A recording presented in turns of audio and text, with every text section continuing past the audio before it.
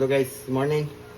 So magdakop taron sa mga 2 inches nga atong gidala last week, no. Ato tan-awon kung lipa ako. Okay, update na guys sa ato ang mga bagkapan. So atay bagong human ron. Today nahuman ato isa na po. So isa lang. Kanin siya, gamay-gamay ni sa gahapon. Kuha ni siya 2x4 or 4x2. 4 na to. Okay. So probably ari nato ibutang ang gatong mga 2 to 3 inches, 2.5 to 3 inches kani. Kani ato ning ipanhin sila kayo mga kuan nila buk 20 pieces or 90 na lang ni kana matay kasi.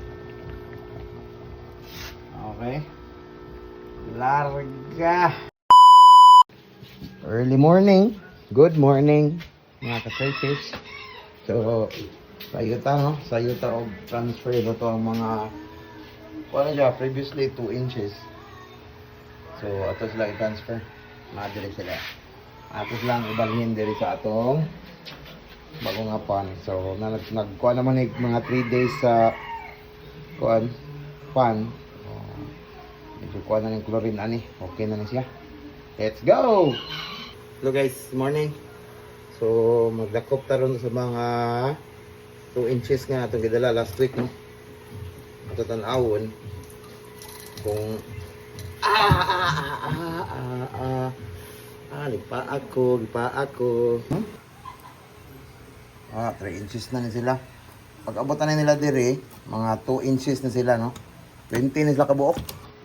So ato nang ibalhin ron. Kay ari na to sa butang. Okay. So gamay na sa ubos. Maak dili. So ato din sila i-transfer to for sila itong mga juveniles. Available na siya guys. Natay post. Let's go.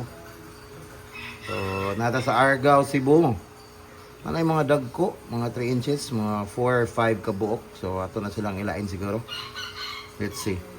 Ano to. Okay.